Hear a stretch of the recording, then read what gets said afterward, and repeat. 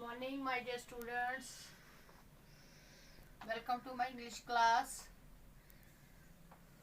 8th. We are discussing our topic global warming from the Tulip series of class 8th English. ठीक है बेटा, global warming जैसे हमने 2-4 lecture इस पे दिए, जैसे कि मैंने आपको ग्लोबल वार्मिंग के बारे में बताया, increase in the average temperature of the earth's atmosphere oceans, या दूसरी बात यह है कि ग्लोबल वार्मिंग से क्या क्या होता है। अनइवन डिस्ट्रीब्यूशन ऑफ रेनफॉल है, स्नोफॉल है, ड्रॉट है और पोल्यूशन है। ये है ग्लोबल वार्मिंग से हो रहा है आजकल। और अनइवन डिस्ट्रीब्यूशन, हर चीज़ की अनइवन डिस्ट्रीब्यूशन हो रही है, चाहे वो बारिश है, बर्फ़ है। एंड एक और चीज़ मैंने आपको बताई, अर्ली स्प्रिंग, जो हमारे पास स्प्रिंग सीजन होता है, we have almost lost that spring season, क्योंकि जो फ्लावर्स स्प्रिंग सीजन में हुआ करते थे, ब्लूम हुआ करते थे, वो अब जैन फैब में ही होते हैं, क्योंकि स्प्रिंग सीजन जो है इट स्टार्ट्स फ्रॉम मार्च। लेकिन आज बिकॉज ऑफ ग्लोबल वार्मिंग ये जो फ्लावर्स हैं अब ये जैन फैब में ही आ जाते हैं, जिससे क्या होता है बेटा कि जो ये मार्च तक है ये बिल्कुल फ्लावर जो है ब्लूम होके ख़त्म हो जाते हैं। ठीक है, ये कुछ असर है ग्लोबल वार्मिंग के। और सबसे मेन और इम्पॉर्टेंट काज जो है ग्लोबल वार्मिंग का, रीज़न क्या हो रहा है ग्लोबल वार्मिंग से, वो ये हो रहा है कि हमारे जो ग्लेशियर्स है दे वे रिसीटिंग एट एन अलार्मिंग रेट। जैसे हमारा कुल्हाई ग्लेशियर है लिदर वैली पहलगाम में जो है वो रिसीट कर रहा है 18%, या सूरू बेसन में जो हमारे ग्लेशियर्स हैं वो भी रिसीट हो रहे हैं। और आज ही आपने सुना होगा कि आज सुबह न्यूज़ पे भी बताया कि हमारे ग्लेशियर्स कितनी तेज़ी से पिघल रहे हैं, स्पेशली जब उन्होंने ये कुल्हाई ग्लेशियर की बात की। आज सुबह अगर आप लोगों ने न्यूज़ सुनी होगी तो आपने सुना होगा कि उसमें भी इस ग्लेशियर्स का, सीटिंग ऑफ ग्लेशियर्स के बारे में डिस्कशन हुई। और बेटा बात ये है कि जिस वक्त ये हमारे ग्लेशियर्स, जब हमें ज़्यादा असर जो हमारे ग्लेशियर्स पे है, जब वो रिसीट हो जाएंगे, हमारी स्कास्टी या पानी की हो जा रही है, या फ्लड जो है वो फ्लड बहुत तेज़ी से आ रहे हैं, क्योंकि जब नदी नालों में ग्लेशियर्स का पिघला हुआ पानी नदी नालों में पड़ता है, पहुंचता है, तो वहाँ फ्लो ज़्यादा बन जाता है और हल्की सी बारिश होने से तो वो फ्लड हो जाता है। तो अब रीज़न क्या है ग्लोबल वार्मिंग के, ये जो ग्लेशियर्स हैं या ग्लोबल वार्मिंग है क्यों हो रहा है। सबसे पहला काज जो है ग्लोबल वार्मिंग का वो क्या है। इन ग्लोबल वार्मिंग से होता है इंक्रीज इन टेम्परेचर, होता है ना बेटा, increase in temperature,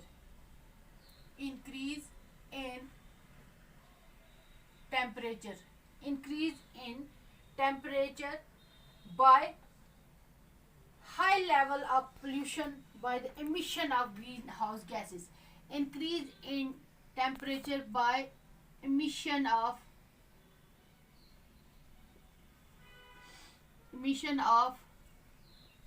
greenhouse gases, greenhouse gas emission of greenhouse gases by ever increasing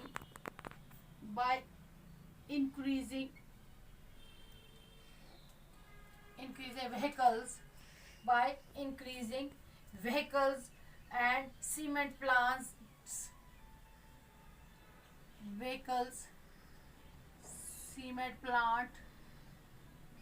factories extra. यहाँ से जो ये गैस निकलती है, इससे क्या होता है टेम्परेचर बढ़ता है, और उस टेम्परेचर के बढ़ने के साथ क्या होता है ऑटोमेटिकली हमारे ग्लेशियर्स पिघल जाते हैं। और जब आप देखो आज व्हीकल्स कितने इंक्रीज हो रहे हैं डे बाय डे, इतने व्हीकल्स इंक्रीज हो रहे हैं, ऑटोमेटिकली उनके साथ जो उनका धुआं निकलता है उन व्हीकल्स का, उससे क्या होता है, उससे भी टेम्परेचर इंक्रीज होता है। और दूसरी बात क्या है, रीजन बिहाइंड रिसीटिंग ऑफ ग्लेशियर्स क्या है, गुजर बकरवाल्स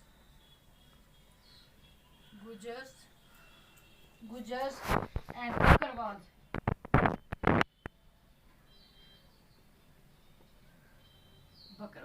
ये गुजर बकरवाल कौन होते हैं बेटा ये वो वाले गुजर बकरवाल होते हैं जो पहाड़ों के दामन में रहते हैं अपने माल मवेशियों को लेकर, और उधर वहाँ वो अपना डेरा जमाते हैं, टेंट लगाते हैं, खाना बनाते हैं, नहाते हैं। मतलब ह्यूमन एक्टिविटी जो है गुजर बकरवाल की जो एक्टिविटीज है, क्योंकि वो ज्यादातर पहाड़ी इलाकों में ही होते,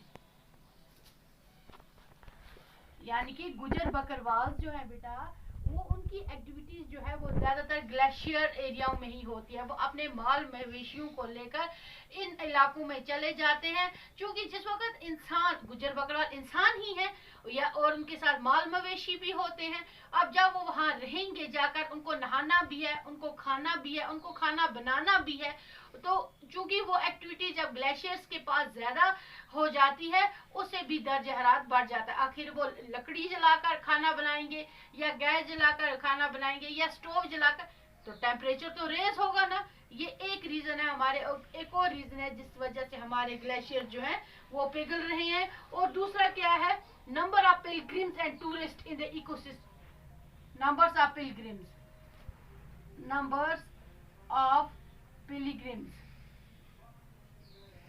number of pilgrims and tourists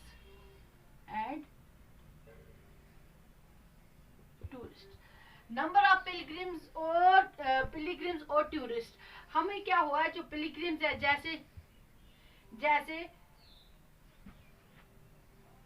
ये देखो, नंबर ऑफ पिलग्रिम्स जो है और टूरिस्ट जो है वो क्या इंक्रीज हो रहे हैं। जैसे अमरनाथ की यात्रा में देखो, जिस वक्त वो पिलग्रिम होते हैं, जो जैसे वो यात्री जो आते हैं, वो चूंकि स्टे करते हैं अमरनाथ वहाँ वो एरिया भी जो है हाईली इको सेंसिटिव एरिया है। वहाँ भी जो बर्फीले पहाड़ है वो भी पिघलते जा रहे हैं, क्योंकि जब पिलग्रिम आएंगे, इंसान है, हर इंसान की जरूरत है खाना पीना रहना, यानी रोटी कपड़ा और मकान, ये चीजें जरूरत है हर इंसान की। इसी तरीके से टूरिस्ट दूर दूर से आते हैं, उनकी एक्टिविटीज भी जब वहाँ बढ़ती है, जहाँ भी इंसानी एक्टिविटीज या जानवर की एक्टिविटीज ज्यादा होंगी, तो ऑटोमेटिकली वहाँ टेम्परेचर रेज होगा, और टेम्परेचर रेज होने के साथ वो क्या, ग्लेशियर जो है पिघल रहे हैं। अब क्या हो रहा है, तेरी की बात कर रहे हैं हम बेटा। तेरी का फुल फॉर्म क्या है, the energy and research institute. ये जम्मू कश्मीर वालों ने सिलेक्ट किया है, इन्होंने ये बनाया है एनर्जी एंड रिसर्च इंस्टीट्यूट, जिसके तहत ये ग्लेशियर्स को स्टडी करते हैं। As one of the index glacier, TERI institute जो है, इन्होंने कोल्हाई ग्लेशियर को इंडेक्स ग्लेशियर सिलेक्ट किया है, ताकि ये मेजर कर सके कि कितना रिसीट हो रहा है।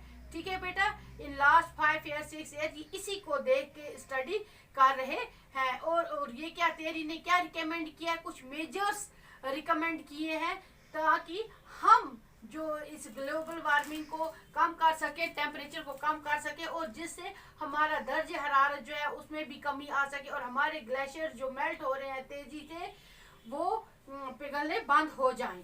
ठीक है बेटा, तो अब क्या बोलते हैं, the change in the average global temperature during the last century are the larger that can be explained by the natural change only, that can be explained by natural change alone. 11 of the last 12 years have been the hottest since the recording of temperature started in 1850. ठीक है बेटा, समझ में आई आपको ये बात। इसलिए ये तेरी जो है, ये जो तेरी इंस्टीट्यूट है, इन्होंने हमें ये कहा है कि you must follow all those rules, ताकि हम जो है, जो ये दिन ब दिन जो ये ग्लोबल वार्मिंग इंक्रीज होती है, हमें स्टेप्स उठाने चाहिए, so that our future generation जो है वो सफ़र ना करे, हम अपनी फ्यूचर जनरेशन को बचा सकें, हम अपने हाइड्रो पावर जो है, हाइड्रो पावर स्टेशंस जो है उनको बचा सकें, हाइड्रो पावर स्टेशंस जो है, और किसको, हाइड्रो पावर स्टेशन को बचा सकें, और किन को बचा सकें, अपनी जो फ्यूचर जनरेशन को बचा सकें, ताकि वो इन चीज़ों का शिकार ना हो। ठीक है बेटा, ताकि वो इन चीज़ों का शिकार ना हो। ठीक है, और ये इसमें द तेरी इंस्टीट्यूट जो है ये जम्मू कश्मीर का है, और इन्होंने कहा है कि हमें इसमें जो साइंटिस्ट हैं उन्होंने स्टडी की है कि अगर हम अपनी ये ग्लेशियर्स की रिसेशन रेट को कम नहीं करेंगे तो वो दिन दूर नहीं कि जहां पानी पे लड़ाइयाँ हो जाएंगी। ओके बेटा, थैंक यू।